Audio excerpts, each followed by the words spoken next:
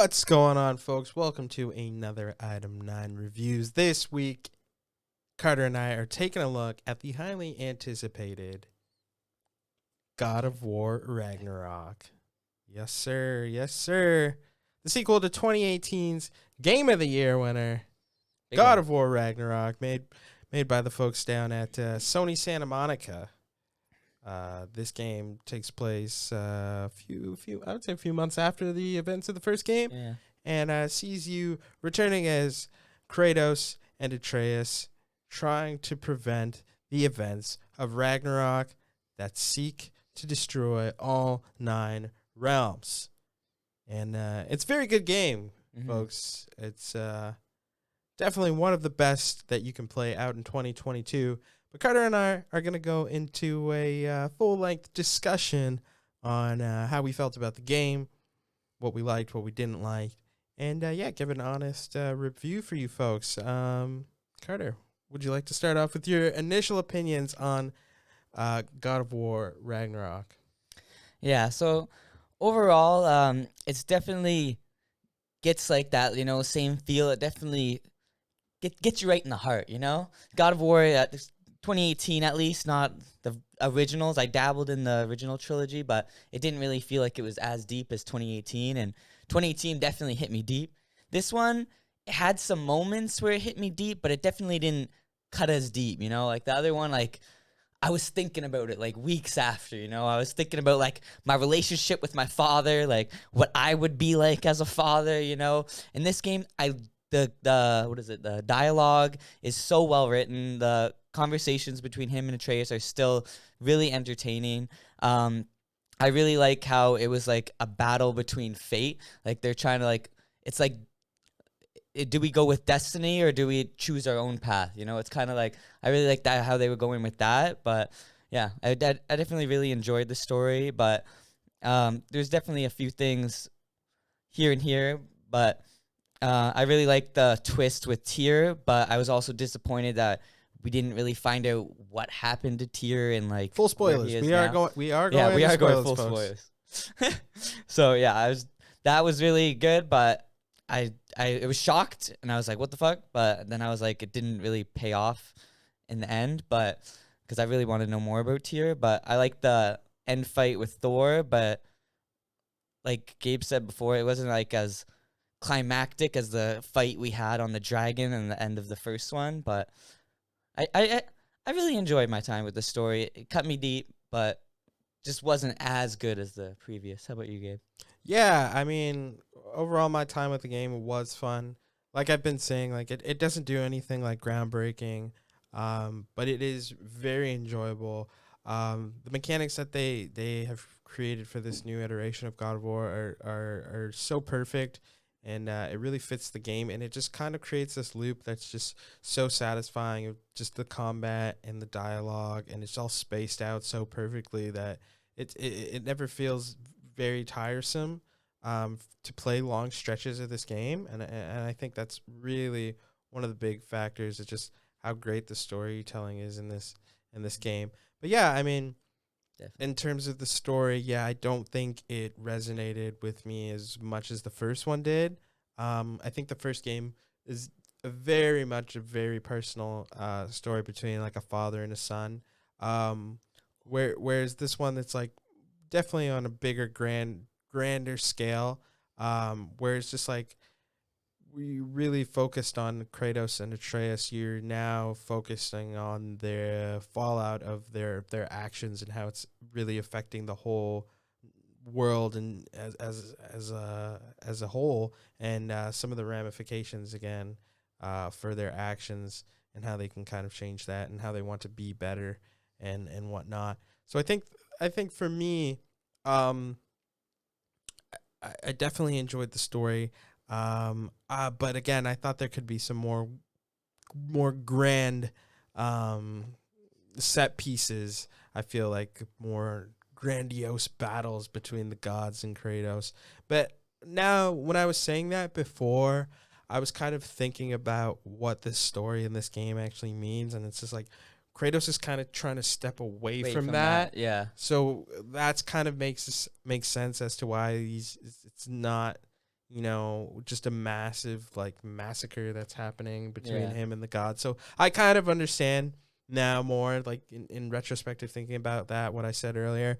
But I mean overall, yeah, I think the first game was just so big and such a massive reboot for the franchise that I think I just hold it in such high regard.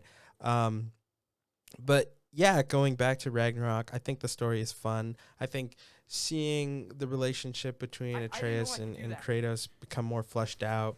We're seeing Atreus kind of becoming his own, trying to find out who he wants to be as he gets older, and what kind of person he wants to be, which is really cool. And we see really powerful and cool performance from Sonny Suljic in this game, from the whole cast. Yeah, Ryan Hurst killed it as Thor. Yeah, And one thing I that agree. you were talking about that made me forget something is the like how you were telling it focuses on the whole world, and like the character development and like the stories that we get with all the other characters. I felt was really good, and like I really enjoyed learning about all the other characters, like the Yeah. thing with Brock and Sindri and all that. I really enjoyed how they went into more of the characters' backstories. Yeah, definitely. And another Mm. thing too was just like this is such a really well written, and the world is so Mm-hmm. carefully crafted. I think the team at Sony Santa Monica really did their homework.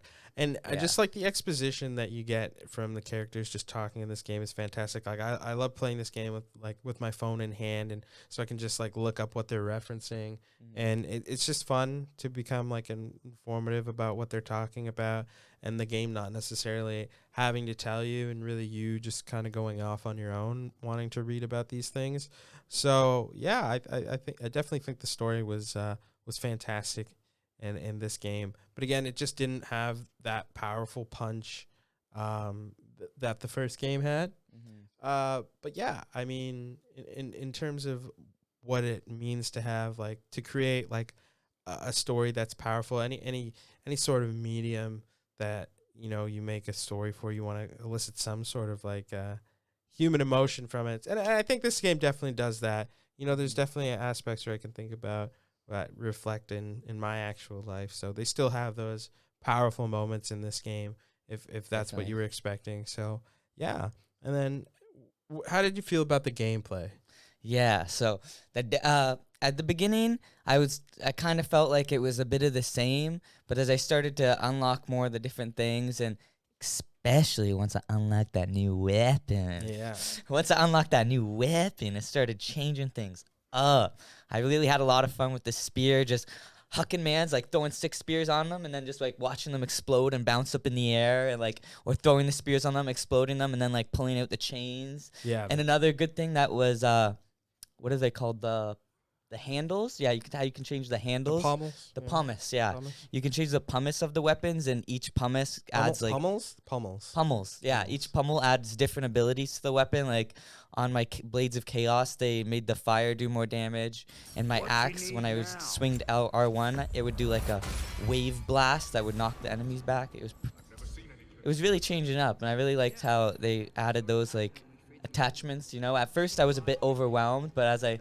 started to unlock more stuff, I really started to get situated with it, and I liked how like each one you could upgrade with XP or money, and it really, like you said, the gameplay loop of switching in between, like right when I would get like kind of bored of the gameplay or bored of the story, it would like switch me back into the other, and it's just such a fine balance. And how about you, Gabe? I think yeah, for me, I really enjoyed the combat system, playing around with the multiple weapons here. So again, your Kratos is gonna have control of the Leviathan axe, the Chaos blades, or the blades Blades of of fate, Chaos. blades of chaos, yeah, and then the Dropner spear, which is the new weapon, which is pretty cool. And for me, most of the game, Your axe boy, eh? I was an axe man, because I don't know, I just from the first game when they came out with the first game, and we're all just like, what, he's got an axe now, like how is that gonna play? And just the way they nailed it, and the responsiveness and the snappiness of throwing the Leviathan axe, catching it, it's just so satisfying that I rarely felt the need to switch between weapons. I just really like using the axe. But again, going on from that, they've added new sections of the game where you'll be able to play as Atreus, and he gets his own set of moves, and he gets his own skill tree that you'll be able to go into and upgrade it, and you'll be able to change the cosmetics of his costume and whatnot. And I really thought that was a fun way to switch up the pacing of the game. They kind of gave us a Last of Us Part 2 moment there, switching it up. And I think that was really cool. And I think, again, that just having that little change of pace, having sections of the game where you're playing as Atreus as opposed to Kratos is really interesting. And yeah, I think the way that the levels are laid out too, where you're playing as Atreus, it's just you're not facing as such crazy bosses that as you would with Kratos was I think awesome design choice.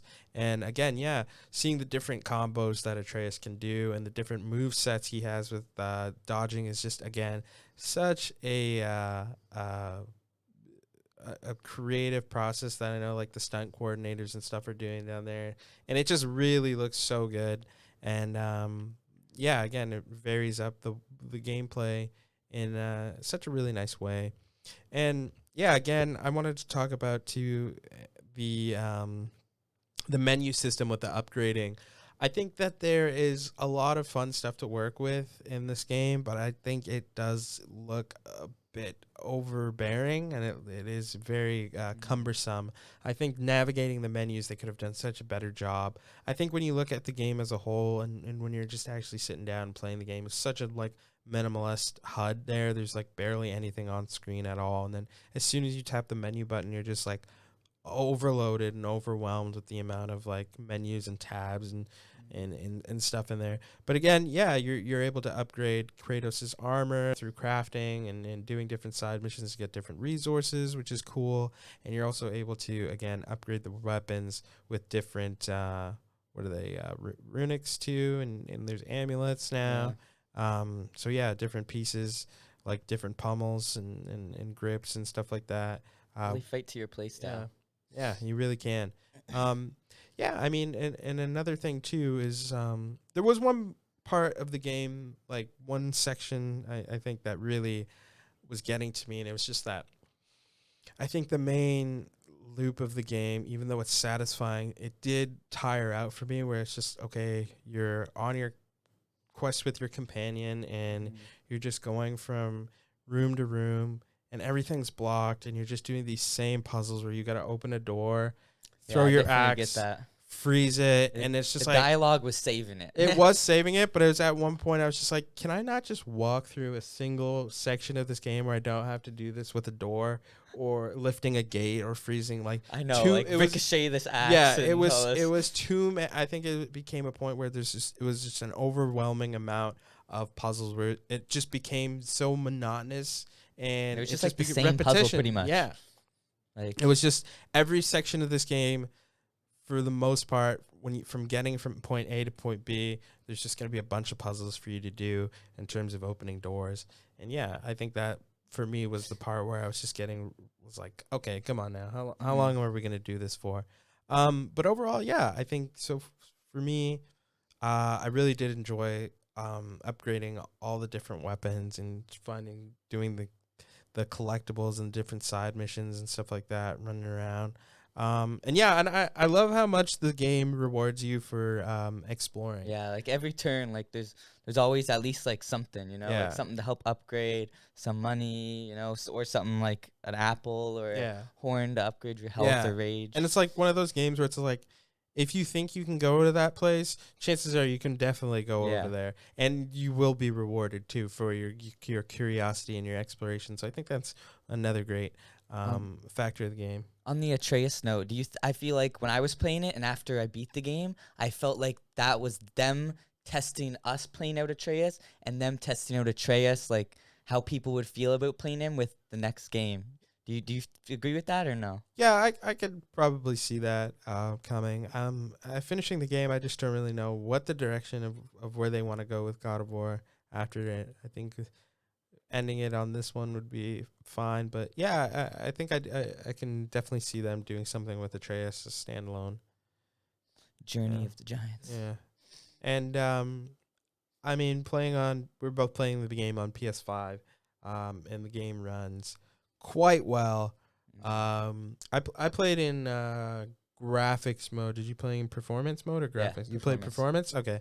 So for you, it was like pretty smooth, no stuttering or anything Yeah, like that? buttery. Yeah. So and I was just playing it like, I think for me, I was probably sitting at 30 frames locked on quality mode. So yeah, I'm more of a graphics guy. I've always been. So yeah, the game runs beautifully. It looks amazing.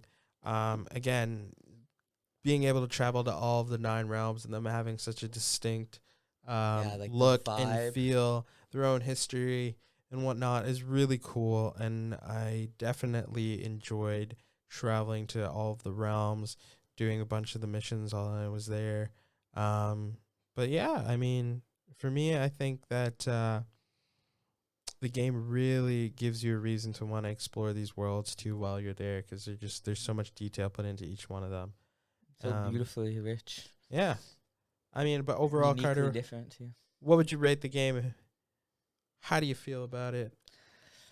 Overall, I think I'm gonna have to go with. I'm stuck between a 9 or 9.5. I don't want to give it a 10 because it's not perfect, Yeah, but I do really love it, and it did really hit me home. It did hit me in the heart.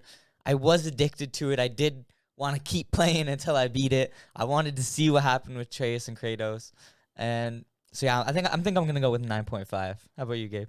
yeah. I mean, overall, I think that the game was a pretty good follow up to the last title in the series, and for me, I can definitely agree with it being a 9.5.